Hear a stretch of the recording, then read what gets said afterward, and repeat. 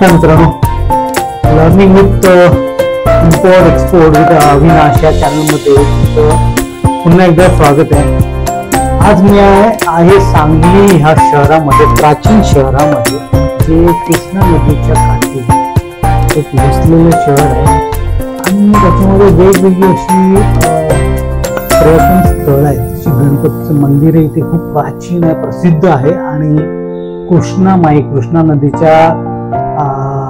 नदीवर वसलेला कृष्णामाई घाट, अशा पद्धतीचे बरेच प्रसिद्ध अशी इथे ठिकाण आहेत, पर्यटन स्थळ आहेत, बघण्यासाठी ठिकाण आहेत. आणि अजून एका गोष्टीसाठी सांगली शहर फार प्रसिद्ध आहे, ते म्हणजे इकडचं पंप स्पेअर पार्ट जे मॅन्युफॅक्चरिंग जे आहे त्याचं इथे खूप मोठ्या प्रमाणात उत्पादन केलं जातं आणि इथून एक्सपोर्टही केलं जातं. त्याच्याच पैकी एक जे मॅन्युफॅक्चरिंग युनिट आहे ते आहे SNR इलेक्ट्रॉनिक्स. त्यांचंही ह्या सांगली शहरामध्ये बऱ्याच मोठं असं नाव आहे आणि त्यांनी बऱ्याच प्रमाणात वेगवेगळ्या प्रकारची उपकरणं जी आहेत ते मॅन्युफॅक्चर करत असतात. माझ्यासमोरच SNR इलेक्ट्रॉनिक्सचे पार्टनर बसले धनंजय खिल्लारे साहेब. ह्यांच्याशी आपण इंटरॅक्शन करूया, त्यांच्याकडून अजून काही नॉलेज आपल्याला मिळतंय का ते बघूया. तर वेलकम सर या पॉडकास्ट मध्ये. आणि जर ब्रीफली तुम्ही तुमचं इंट्रोडक्शन कराल आणि तुमच्या कंपनीची माहिती द्याल तर that is good for us.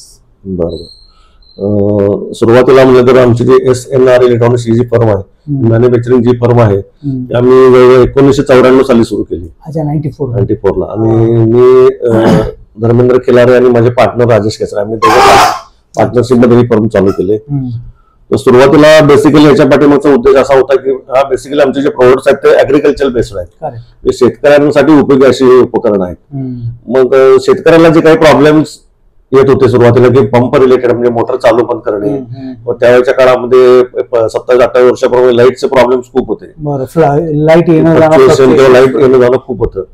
तर त्या काळामध्ये समजा एक नदीवरून त्यांची पाईपलाईन घेतलेलं आहे शेतासाठी, एक 8-10 किलोमीटर लांब आहे, तर प्रत्येक वेळी लाईट गेली की परत त्याला ते पंप चालू करायला तिथं जायला लागायचं. दिवसा ठीक होतं, रात्रीच्या वेळेला खूप मोठे प्रॉब्लेम्स असायचे, काट्याकुट्यातनं त्यांना वेगळ्या ह्याच्यातून जायला लागायचं, ते रिस्की होतं. किंवा काही साप वगैरे वाटत इकडे तिकडे किंवा असे असायचे. दुर्घटना पण घडल्या असतील, खूप दुर्घटना आम्ही स्वतः आमच्या डोळ्याने बघितलेल्या आहेत की घडलेल्या. मग त्यानंतर त्याच्यात हळूहळू चेंजेस करत आम्ही दोघे इलेक्ट्रॉनिक्स इंजिनियर असल्यामुळे, इलेक्ट्रॉनिक्स इंजिनियर दोघं पण आम्ही आहे, आम्ही ठरवलं की अशा टाईपचं एखादं उपक्रम करायचं जेणेकरून शेतकऱ्याला त्याचा फायदा होईल, शेतकऱ्यांच्या अडचणी कशा सोडवता येईल या दृष्टीनं. मग आम्ही युनिक ऑटो स्विच नावाचा एक सुरुवातीचा प्रोडक्ट केला. एक फक्त थोडं इंटरप्ट करतो, म्हणजे या ज्या व्यवसायामध्ये येण्या अगोदर, या बिझनेस मध्ये येण्या अगोदर तुम्ही जो व्यावसायिक होता की एक एम्प्लॉय होता, कशा पद्धतीने जर्नी तुमच्या डोक्यामध्ये कसं बिझनेस? आता बिझनेस जर म्हणा, आमच्या घरी कोणी तसं काय सुरुवातीपासूनचे पूर्वीचा काही व्यवसाय आमचा नव्हता. आम्ही शिक्षण घेतल्यानंतर सांगली MIDC मध्ये जे इलेक्ट्रॉनिक्सची जी फर्म आहे त्या ठिकाणी आम्ही दोघांनी 1-1.5-2 वर्ष जॉब केला. जॉब करता करता डोक्यात आले की आता ठीक आहे, जॉब केला आपण, थोडा माहिती एक्सपिरियन्स घेतला, आपण असं काहीतरी करूया, सुरुवात करूया. त्या दृष्टीने आम्ही मग ही सुरुवात केली की 2-3 प्रोडक्ट्स आम्ही सिलेक्ट केले की ज्याच्याकडून आपल्याला ऍग्रिकल्चर फील्ड हे खूप फास्ट आहे. पश्चिम महाराष्ट्रामध्ये देखील ऍग्रिकल्चर खूप मोठ्या प्रमाणात, तुम्हाला माहिती आहे, शेती खूप मोठ्या प्रमाणात केली जाते. तर ती आधुनिक शेती थोडी करता येईल का, किंवा शेतकऱ्यांना आपल्या काही टेक्नॉलॉजीचा फायदा होईल का, या दृष्टीने आम्ही ते प्रयत्न केला. त्यात काय होतं की त्याला म्हणजे ते उपकरण आमचं ऑटो स्विच म्हणून आहे, युनिक ऑटो स्विच. आम्ही युनिक ब्रँडने सगळे प्रोडक्ट सुरू केले. एखाद्या ठिकाणी ते आपल्या स्टार्टरच्या शेजारी जर बसवलं तर लाईट जाऊन आल्यानंतर त्याला आम्ही ते युनिट बसवले असल्यामुळे 1 मिनिटानंतर किंवा 3 मिनिटांनंतर तिथे परत ऑटोमॅटिक ते सगळं पंप चालू करतं. त्यामुळे ते शेतकऱ्याला जायला लागत नाही, हेल्पाने त्याच्या वाचतात. खूप त्यांना काय गरज होती शेतकऱ्याला ऑटोमेशनवर आणलं, ऑटोमेशनवर, की जे काही स्टार्टर पंप चालू करण्यासाठी स्टार्टर मॅन्युअली करायचे, ते बसवल्यानंतर लाईट गेली तर तो ऑफ मोडला जातो स्टार्टर. त्याला परत ऑन करण्यासाठी आमचं जे युनिट आहे ते युनिक ऑटो स्विच मध्ये खूप उपयोगी. मग त्याच्यानंतर कालांतराने लोकांना काय वाटलं की अरे चालू बंद होतं, ठीक आहे नुसतं, त्याच्यामध्ये काय करायला, मग जर मोटर खाली जर पाणी नसेल किंवा व्होल्टेज फ्लक्च्युएशन असेल किंवा लोड कमी असेल तरी पण ते ट्रिप झालं पाहिजे, मोटरचं संरक्षण झालं पाहिजे. आम्ही तशा प्रकारे फीचर्स पण ऍड केली. तर ऑटोमेशन बरोबर प्रोटेक्शन ऍड केली, सिंगल फेजिंग प्रोटेक्शन, म्हणजे 3 फेज पैकी एक सप्लाय नसेल तर ते पंप चालू करणार नाही, पाणी जर ओढत नसेल मोटर तर मोटर चालू करणार नाही. अशा प्रकारचे मोटर जळणार पण नाही, मोटरला 99% आमचं प्रोटेक्शन झालं, सेफ्टी झालं. त्यामुळे ते शेतकऱ्यांना खूप चांगलं आणि शेतकऱ्यांच्या आवडीस किंवा त्यांना ते खूप चांगल्या पद्धतीनं आवडा लागला, त्यामुळे आमचं सेल हळूहळू वाढत गेलं. हे युनिटनेस तुम्हीच इन्व्हेंट केलं की अजून? असे कंपन्या भरपूर आहेत, कारण आम्ही सुरुवातीला की थोडं प्रोटेक्शनचं आणि ऑटोमेशन आम्ही त्यात गेलो, आणि त्याच्यानंतरच जवळजवळ मला वाटतं 2003-04 साली त्यात आम्ही मोबाईल ऑटो स्विच म्हणजे युनिट आणलं. हेच जे पंप आहे तो मोबाईलवरून ऑपरेट करायचा. तुम्ही इथं बसला, तुमची शेती समजा कुठे, तुम्ही मुंबईचे काहीतरी शेती आहे किंवा तुमची कोकणात शेती आहे, इथं बसून तुम्ही तो पंप सगळा ऑपरेट करू शकता. पंपाची कंडिशन तुम्ही विचार करू शकता, काय आहे, चालू कंडिशन आहे, बंद आहे, किती वेळ चालला, काय चालू, हे सगळं तुम्हाला इथं बसूून मिळू शकतं. त्याच्यामध्ये आम्ही पायनियर्स आहे. 2001 साली आम्ही ते सुरू केलं. आमच्या नंतर मग बाकीच्या बऱ्याचशा कंपन्यांनी किंवा आमच्यासारख्याने सुरू केलं. क्या बात आहे, क्या बात आहे. सर, आता मी बोलतो की ही जेव्हा तुमची जर्नी सुरू झाली, तर ओव्हरऑल ही जर्नीचा जो चॅलेंजिंग पार्ट काय होता? चॅलेंजिंग पार्ट जर म्हणलं तर आम्ही सुरुवातीला दोघं पार्टनरने सुरू केलं, तर आम्ही काय करायचो की लोकांना याच्यात विश्वास नव्हता सुरुवातीला. लोक काय म्हणजे काय चुकीचं आहे, किंवा तुम्ही आज आम्हाला देऊन जाल, परत ते चाललं नाही चाललं, वॉरंटी गॅरंटी काय. तर आम्ही सुरुवातीला लोकांना विश्वास ठेवण्यासाठी आम्ही काय करायचो की स्वतः आम्ही जाऊन शेतकऱ्यांच्या तिथं शेतावर जाऊन त्यांच्या स्टार्टरवर इन्स्टॉल करायचो. तुम्ही 15 दिवसाची ट्रायल घ्या, महिनाभर ट्रायल घ्या, बघा ते चालते की नाही, वर्क होते की नाही. असं झालं तर मग आम्हाला पैसे द्या. म्हणजे सुरुवातीची पेड आमची अशी होती की लोकांना त्यावर विश्वास संपादन करण्यासाठी आम्हाला त्याच्यासाठी फ्री ऑफ चार्ज किंवा थोडं बसून द्यायला. तुम्ही स्वतः इंडिव्हिज्युअली गेलात आणि त्यानंतर ते इन्स्टॉल केलं. आणि त्याच्यानंतर म्हणजे फ्री ट्रायल मध्येच ते सातारा वगैरे सांगली हा जो सदन भाग आहे, लोकांनाही पटत नव्हतं की असं काहीतरी होऊ शकतं. आम्ही स्वतः 2 व्हीलरनं दोघं जायचो, तिथे जाऊन ते इन्स्टॉल करायचं. एक दिवसात 5-5-6 इन्स्टॉल करायची. ते त्याला दाखवलं सगळे ट्रायल झाल्यानंतर त्याला कंटिन्युअस फोनवर वगैरे कॉन्टॅक्ट मध्ये राहायचं. ज्यावेळी त्यांना पटलं की अशा पद्धतीने चालतंय, मग ते हळूहळू ते त्यातनं मग तिथं डीलर नेटवर्क वगैरे असं तयार करून. इंटरेस्टिंग जर्नी होती सर. ते स्ट्रगल पण खूप. त्याच्यामध्ये स्ट्रगलचा भाग असा होता की सर, आम्ही सुरुवातीला दोघंच आम्ही होतो. आम्ही रात्रभर ते बसून सगळे प्रोडक्ट तयार करायचे, असेंब्ली करायची, त्याचं सोल्डरिंग करायचं, टेस्टिंग करायचं, सगळं पॅक करायचे.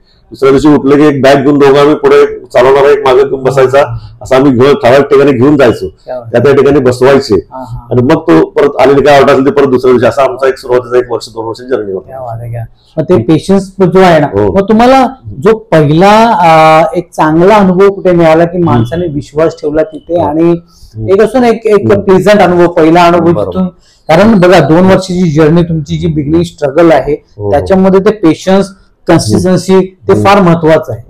तर त्याच्यानंतर एक पहिला अनुभव की नाही, आपण एकदम राईट ट्रॅकवर आहोत आणि आपण आता इथून बूम करणार आहोत, आपण क्रॅक केला काय. त्यातला तुम्ही पहिला अनुभव सांगू शकतो तुम्हाला की सातारा जिल्ह्यामध्ये कोरेगाव तालुका आहे. कोरेगाव तालुका खूप सदन समजला जातो, आणि कोरेगाव तालुक्यामध्ये जरा जे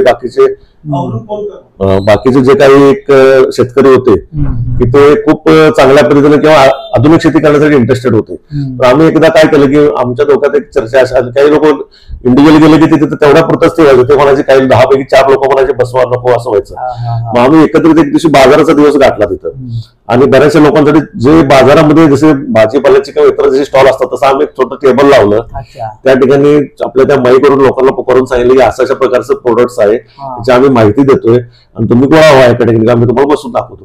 तसं झाल्यानंतर तिथे त्याचे दुसरे एक शेजारचं गाव होतं, ते ग्रामपंचायतीचे सरपंच होते. त्यांनी ठरवलं की ठीक आहे, तुम्ही आमच्या गावात या आणि आम्ही 20-25 लोकांना गोळा करतो, तुम्हाला एक 20 इन्स्टॉलेशन देतो आम्ही, ते तुम्ही बसवा. ते जर सक्सेसफुली चालले तर आम्ही तुम्हाला पुढची ऑर्डर वगैरे देऊ. तिथून आम्हाला ब्रेक पडावा. त्या ठिकाणी 20-25 इन्स्टॉलेशन आमचे बसल्यानंतर मग पब्लिसिटी सगळ्या आसपासच्या गावामध्ये झाली की युनिक नावाचं प्रोडक्ट असं आहे, आणि आपल्याला लाईट गेली तरी परत लाईट आल्यानंतर आपल्याला तिथे जायला लागत नाही, ऑटोमॅटिक सुरू करतं, किंवा बाकीचे पण सोयी आहेत त्याच्यामध्ये. मग तो आमची प्रसिद्धी मिळाली. नंतर मौत पब्लिसिटीमध्ये वेगळ्या ठिकाणी झाले, आमचे डीलर नेटवर्क झाले, असं वाढत गेलं हळूहळू. मग आता बिगिनिंगला तुम्ही दोघंच होता, आणि हळूहळू ह्याच्या मागे जो फंड जो होता, तुम्ही फंड कशा पद्धतीने रेज केलात, आणि इन्फ्रास्ट्रक्चर कसं तुम्ही उभं केलं? आता सुरुवातीला आम्ही थोडंफार करायचो की जे आमच्याकडे काही जॉब म्हणून किंवा आम्ही आमचे पार्टनर देखील जॉब करायचे, मी फुल्ली करायचो. नंतर त्याला म्हणजे दोघं एकदम जॉब सोडून काय करायचं, जेव्हा आपल्याला थोडं सेटलमेंट वाटेल तेवढे नंतर तू सोड, असं तो करत होता थोडं. मग आम्ही थोडं एक पतसंस्थेकडून कर्ज घेतलं. त्या काळात म्हणजे 40-50 हजार रुपये आम्ही कर्ज घेतलं, आणि ते कर्ज घेऊन आम्ही त्यातनं हळूहळू त्यातलं रिइन्व्हेस्टमेंट करत करत करत आमच्या थोडं भांडवल गोळा झालं.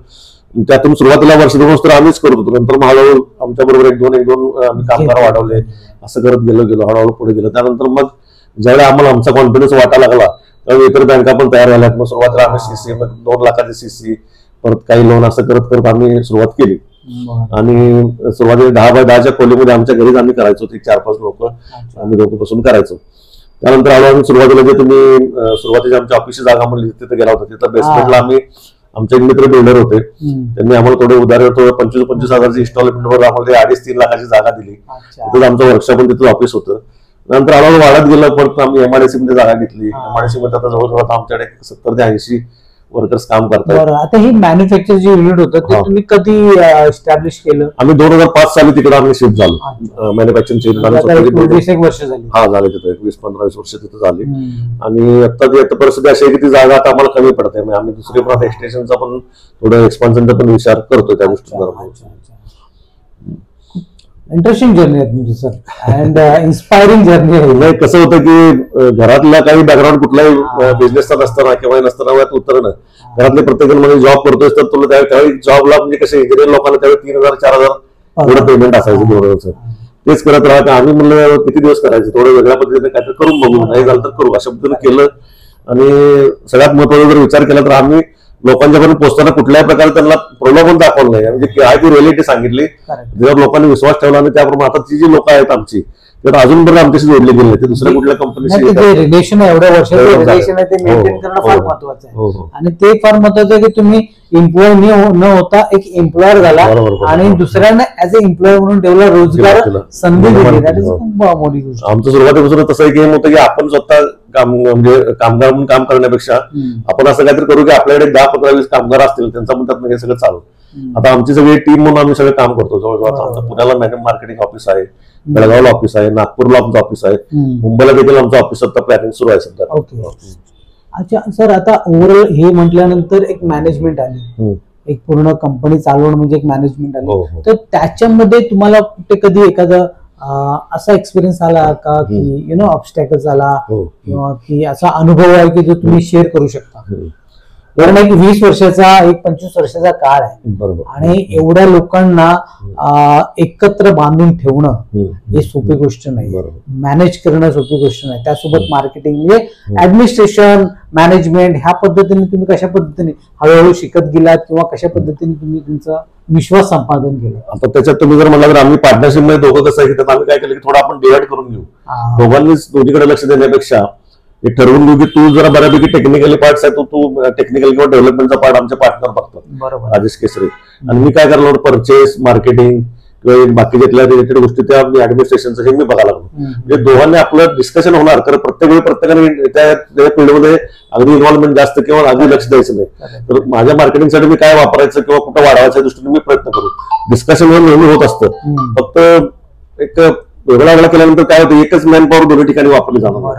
त्या पद्धतीने आम्ही थोडं मग मार्केटिंगची टीम वाढवली, तिथं मग प्रोडक्शनला इंजिनियर्स लोक वाढवले, असं करत करत तो बऱ्यापैकी सेट झाला.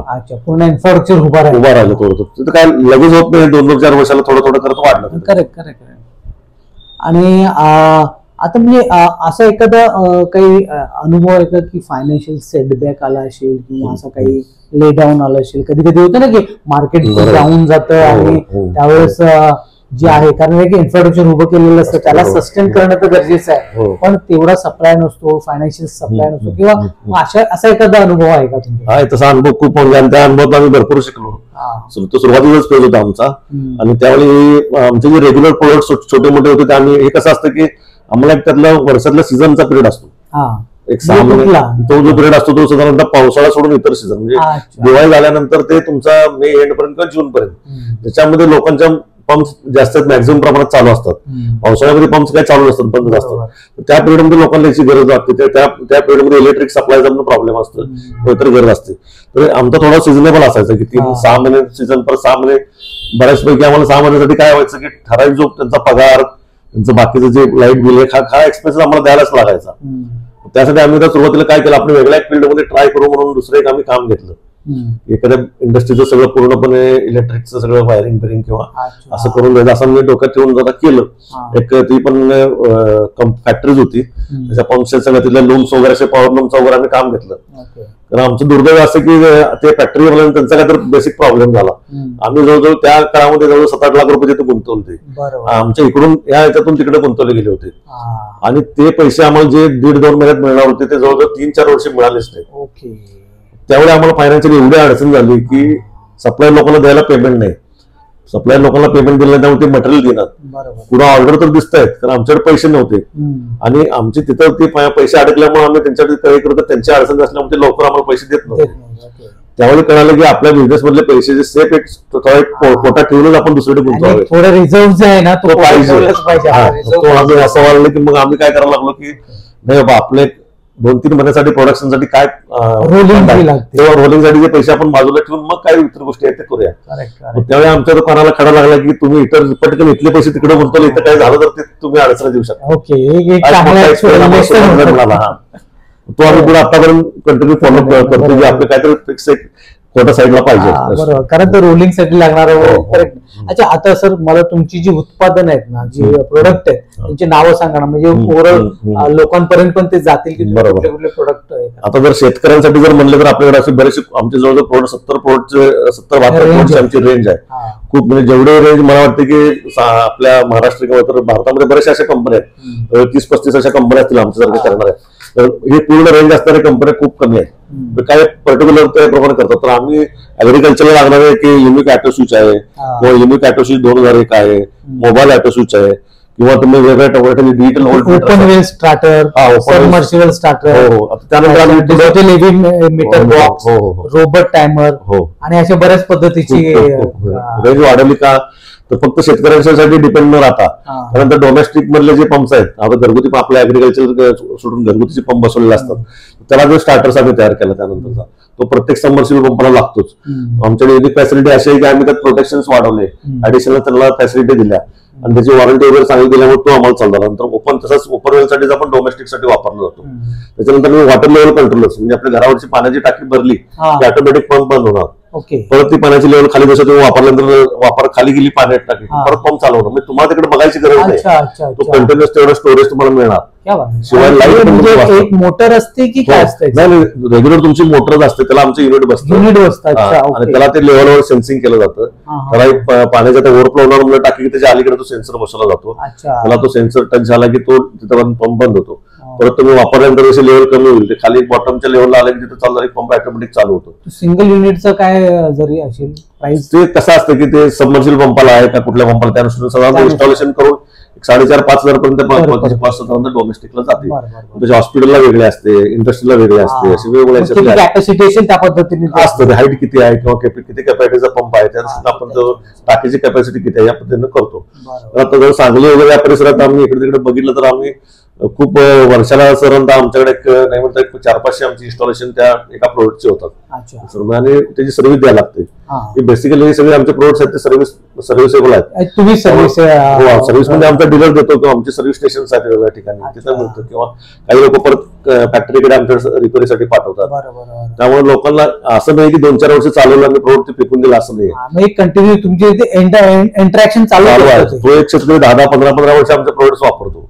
त्याच्यानंतर त्याला तोच म्हणतो साहेब मी खूप वापरला आता मला दुसरं द्या तुम्ही, अशी म्हणून काही परिस्थिती येते की आता माझे जे पैसे फिटले मला दुसरं चालेल असं. चांगली गोष्ट आहे की एवढ्या वर्षाचं रिलेशन जे आहे ना ते खूप कामी येतं आणि ते महत्वाचं आहे की एक जो कस्टमर आहे तो दुसरीकडे न जाता तोच तुमचा कॅरी फॉरवर्ड राहतो. आणि सर्व्हिस बाबतीत थोडाफार आम्ही असं केलं की आम्ही काय करतो की आमच्या टॅगलाईनच अशा आहे की आम्ही आमच्या प्रोडक्ट सर्व्हिस देतोच तर आमच्यासारखे दुसरे प्रोडक्ट असेल त्याची पण आम्ही सर्व्हिस देतो. त्यामुळे आम्ही एखाद्याकडे गेलो आणि त्याला आमचं बसवलेलं आधी त्याकडे 2 दुसऱ्याची कोणाची बसवलेले असले त्याला काही प्रॉब्लेम आला तर आम्ही त्याची पण सर्व्हिस देतो. परत नवीन घेताना तो आमचंच घेतो, म्हणजे काय सर्व्हिस कोणाची मिळते तो बघतो सुरुवातीला. त्यामुळे सर्व्हिस फॅक्टर हा खूप यातला महत्वाचा आहे. अच्छा सर, अजून याच्यामध्ये मला तर गव्हर्नमेंट सपोर्ट ह्या इंडस्ट्री ह्या सेक्टरसाठी कशा पद्धतीने मिळतो किंवा कशा पद्धतीने घेतलात तुम्ही? आता जर तुम्ही जर म्हटलं तर थोडंफार कसं आहे की गव्हर्नमेंटचा सपोर्ट हा सुरुवातीला आम्ही PMRY साठी म्हणजे जे हे होतं आपलं त्यांची जी स्कीम आहे त्यावेळी पैसे 1 लाख रुपये मिळायचे ते आम्ही सुरुवातीला एकदा वापरले होते. त्याच्यानंतर बरेचशा आमचं थोडं इलेक्ट्रॉनिक्स असल्यामुळे याच्यामध्ये असे मोठे हेवी इक्विपमेंट्स काय नसतात, म्हणजे मशिनरी नसतात जास्त करून की त्यामुळे आमचे कॉस्टिंगला जे असतं ते बाकीचे बऱ्यापैकी जे गव्हर्नमेंट स्कीम आहेत तर तुमच्या मशिनरीज असतात, बिल्डिंगला वगैरे नसतात. आमचे जे मशिनरी असते टेस्टिंगचे इक्विपमेंट वगैरे ते छोटे असतात.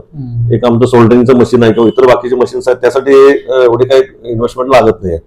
तर फार कोण आम्ही गव्हर्नमेंटचा तसा फारसा काही सपोर्ट आम्ही घेतलेला नाही. रॉ मटेरियल वगैरे कशा पद्धतीने तुम्ही रॉ मटेरियल आम्ही परचेस करतो, काही लोकांच्याकडे इम्पोर्ट पण आम्ही करतो. आमचं तैवान असू दे, चायना असू दे, तिकडून जे त्या चिप्स आहेत, आयसीज वगैरे आहेत, त्या आम्ही तिकडनं मागवतो.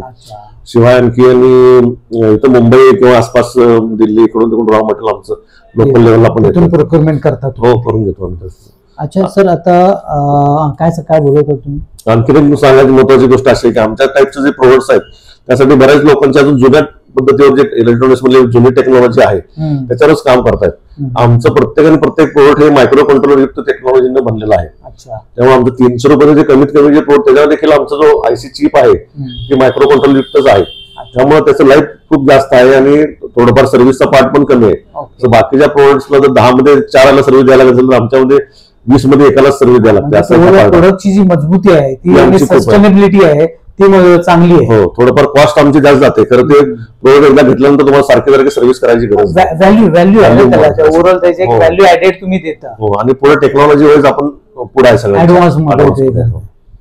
बरं अच्छा सर, आता हे जे पंप आणि स्पेअर पार्टचा तुमच्यावर जो मॅन्युफॅक्चर आहे ह्याच्यामध्ये तुम्ही एक्सपोर्ट्स मध्ये काय स्ट्रॅटेजी आहे का, की एक्सपोर्ट केला की करणार आहात, कशा पद्धतीची? एक्सपोर्टचा आम्ही विचार केला आहे. म्हणजे बरेच प्रोडक्ट्स काय एशियन कंट्रीज आहेत, त्याच्यामध्ये श्रीलंका असेल किंवा दुबई असेल किंवा तुमचे काही प्रमाणात जर म्हटलं आपण तर मध्ये आम्ही प्रयत्न केला होता व्हिएतनाम असेल, जिथं जिथं की थोडाफार आपल्या टाईपचे व्होल्टेज कंडिशन्स आहेत, इलेक्ट्रिक कंडिशन आपल्या प्रकारात.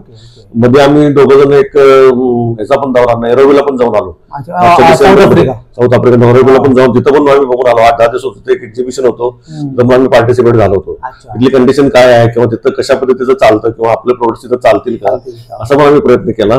तर बऱ्यापैकी तिथला रिस्पॉन्स चांगला आहे आपल्याला. कारण तिथलं कसं आहे की थोडंफार पेमेंट कंडिशन ते थोडा विचार करून आम्ही थांबलोय की आम्ही मध्ये दुसऱ्या जे ब्रँड मुंबईतून काही श्रीलंका या बाजूला युएला वगैरे आम्ही सप्लाय पण केला. म्हणजे तुम्ही ऍज अ मर्चंट एक्सपोर्टरला तुम्ही सप्लाय केलेला आहे. तो व्यवस्थित सगळं झालेला आहे, चाललेला आहे. तर नंतर तो त्याचाच काहीतरी प्रॉब्लेम झाला, त्यामुळे त्यांनी ती फर्म बंद केली. त्यामुळे आता आम्ही आता बघतोय, चाललाय आमचा प्रयत्न की अशा आमच्याच ब्रँडनं एक्सपोर्ट बऱ्यापैकी करायचा, टेक्नॉलॉजी स्वतः एक्सपोर्ट करायचा. आता मी तेच म्हणा की अजूनपर्यंत तुम्ही एक्सपोर्ट मध्ये स्वतः जर एक्सपोर्टर तुमच्याकडे येऊ पाहत आहेत ऍज अ मर्चंट एक्सपोर्टर, तुम्हाला अटॅच होण्याचे या इनकॉर्पोरेट करण्याच्यासाठी येऊ पाहत, तर कशा पद्धतीने तुम्हाला ते तुम्हाला कॉन्टॅक्ट करतील किंवा कशा पद्धतीने तुम्ही त्यांच्याशी कोलॅबरेट कराल?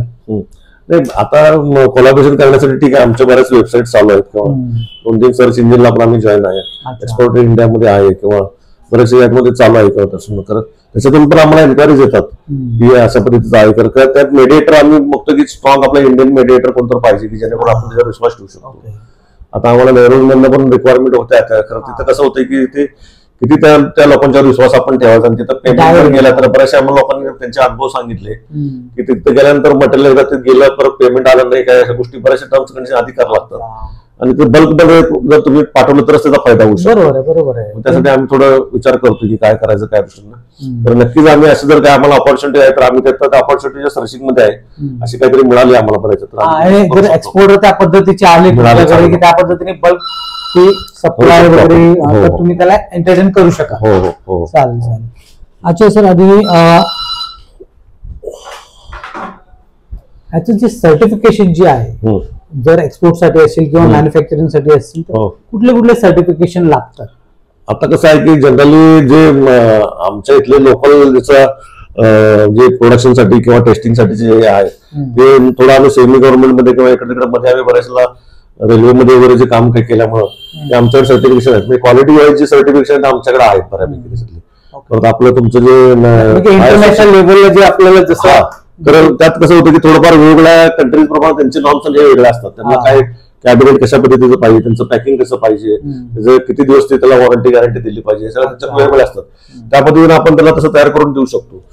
अशा कंडिशन तिकडे पण एमसी वगैरे लागू तसं तिथं आपण डीलर नेटवर्क वगैरे किंवा त्यांच्या अशा पद्धतीने करून घेऊ शकतो, लोकल लेवलवर कनेक्ट करून ते करू शकतो. आता कसं झालं की तुम्ही एकमेकाला कॉन्टॅक्ट करणं खूप सोपं झालंय. व्हॉट्सअपवर देखील तुम्ही आता 5-5 मिनिटं त्याशी बोलून तुम्ही त्याला कसं कनेक्ट करायचं दाखवू शकता. करेक्ट. असे आमच्याकडे बरेचसे व्हिडिओज आमचे तयार आहेत जे कसं एखादा प्रोडक्ट जोडायचं, त्यातलं काय प्रॉब्लेम आला तर काय चेक करायचं, काय नाही करायचं. आणि आजकाल आहे ऑनलाईन वर तुम्ही सगळ्या करू शकतो, इंट्रॅक्शन देऊ शकता. हो. अच्छा सर, आता जर हे तुम्ही एवढी चांगल्या पद्धतीची जी जर्नी आहे 96 पासून सुरू केलेली आतापर्यंत एक चांगली रनिंग झालेली तुमचा एक बिझनेस आहे आणि एक छोट्या लेवल पासून एक चांगल्या पद्धतीने ग्रोथ, आता पुढचे 5 ते 10 वर्ष काय तुमचं विजन आहे, तुमच्या पार्टनर आणि तुमचं विजन? आता सर कसं आहे की आम्ही बऱ्यापैकी आता आमचा जो सगळा परिवार आहे SNR परिवार, ज्याच्यामध्ये आम्ही 2 पार्टनर्स, पण आमच्या सगळं जे वर्कर्स किंवा इंजिनियर्स लोकांचा स्टाफ आहे त्याला सगळं आम्ही एक SNR आमचं कुटुंब म्हणून समजतो. आमची जेवढी ग्रोथ होईल तेवढी ऑटोमॅटिक त्यांची पण झालीच पाहिजे, तरच ते सगळं सस्टेन होणार नाही. तर मग त्यांना जर आपण काही फॅसिलिटी देऊ शकल्या नाहीत तर ते पुढे त्यांना पण एवढे दिवस आमच्या बरोबर आहेत, सॅटिस्फॅक्शन त्यांना पण मिळालं पाहिजे की ठराविक नंतर मला काहीतरी फॅसिलिटी मिळायला पाहिजे किंवा काही कंपनीतर्फे अशा सोयी आम्हाला मिळायला पाहिजे तेवढे, त्यासाठी आम्ही जास्त प्रयत्न करणार आहे. आणि पुढची जी 10 वर्ष आहेत की आमचं सध्या टार्गेट ऑल ओव्हर इंडिया आमचा ऑलरेडी बिझनेस आहे. 80% इंडियामध्ये आमचा ऑलरेडी बिझनेस सगळीकडे चालू आहे, पॅन इंडियामध्ये आहे. असे ठराविक काही पार्ट सोडले जिथं आम्ही पेमेंटसाठी किंवा यासाठी जात नाही किंवा त्यांच्यावरती पेमेंटचं कंडिशन चांगलं नाही तिथं आम्ही करत नाही. तर थोडं एक्सपोर्टसाठी जास्त प्रयत्न करणं आणि बाकी ऍडिशनल सोलरमध्ये आम्ही थोडं जास्त टार्गेट करणार. सोलरसाठी बऱ्याचशा गोष्टी आमच्याकडे आहेत की ज्या पुढच्या फ्युचर जर बघितलं तुम्ही तर सोलर आणि इलेक्ट्रिकच्या आहेत मोठ्या प्रमाणात तसं हे आहे. इलेक्ट्रिक चार्जिंग मध्ये किंवा सोलर मधले जे काही प्रोडक्ट्स आहेत रिन्युएबल एनर्जी त्याच्यावर आम्ही सुरू पण आता केलं बऱ्यापैकी. आमचं R&D चालू आहे, R&D त्याच्यावर आमची चालू आहे 3-4 वर्ष. त्याच्या हा रेग्युलर हे ठेवून त्याच्यावर ऍडिशनल आम्हाला काम करायचं आहे. 10 वर्षामध्ये सोलर मधले बरेचसे प्रोडक्ट्स आम्ही आणण्याचा आमचा मानस आहे. Okay, very nice. अच्छा सर, आता एखादा नवीन युथ जे आहे आणि ह्या सेक्टरमध्ये त्यांना ऍज अ बिझनेस करायचा असेल तर काय टेकअवे असेल?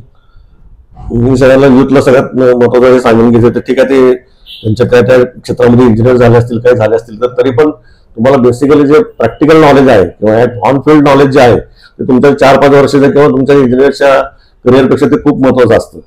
ते सुरुवातीला तुम्ही प्रॅक्टिकल नॉलेज कुठल्याही गोष्टीचं घ्या आणि त्याच्यानंतर देखील तुम्ही जॉब न करता किंवा बाहेर न जाता बाहेरच्या कंट्रीमध्ये कुठं न जाता जॉबसाठी इंडियामध्येच काम करून इंडियामध्ये आपल्या काही लोकांना काम देणारे बना, म्हणजे 23-25 लोकांना असू दे त्यांना तुम्ही काम देणारे जर बनला तर तुम्ही ते भारताचे चांगले नागरिक म्हणून काम करू शकता. इंडियासारखी दुसरी कंट्री मला वाटतं वर्ल्ड मध्ये कुठे नाही. ग्रोथ चांगलं आहे, युथचं पॉप्युलेशन चांगलं आहे, क्लायमेट आपल्याकडे सगळ्या दृष्टीने चांगला आहे. जिथं काही ठिकाणी वस्ट नाही असतं आपल्याकडे बॅलन्स्ड क्लायमेट आहे. आपल्याला खूप चांगल्या ऑपॉर्च्युनिटी आहेत की आपण सगळ्यांनी इथं काम केलेलं कधी चांगलं असू शकतो. येस. तर मित्रांनो, आता ओव्हरऑल खिल्लारे साहेबांनी त्यांची जी SNR इलेक्ट्रॉनिक्स ही जी कंपनी आहे त्याची पूर्ण 96 पासूनची जी जर्नी आहे ते आपल्या समोर उघडपणे त्यांनी सांगितलेली आहे. आणि एक जी ट्रस्ट आहे ना, 2 पार्टनरचा जो ट्रस्ट आहे एवढ्या वर्षाचा, तो कशा पद्धतीने एक चांगल्या कंपनीला ग्रोथ देऊ शकतो. आणि आता जे शेवटी त्यांनी जो सल्ला दिला युथला की तुम्ही एम्प्लॉई बनण्यापेक्षा एम्प्लॉयर बना, दुसऱ्यांना नोकऱ्या द्या आणि सधन करा. आणि त्यांचं अजून एक महत्वाचं जे आहे की त्यांच्या सोबत जे काम करणारे आहेत त्यांनाही सॅटिस्फाय करा, त्यांनाही आनंदात राहण्याचे एक अजून काय करू शकतो ह्याच्यामध्येही ते प्रयत्न राहतील. आणि ह्याच्यानंतर त्यांची जी जर्नी आहे ती सोलर इंडस्ट्रीमध्ये पण ते एंटर करणार आहेत. तर त्यांच्या पुढील जर्नीसाठी खूप खूप शुभेच्छा सर. आणि एवढा व्हॅल्युएबल वेळ दिल्याबद्दल धन्यवाद. थँक्यू.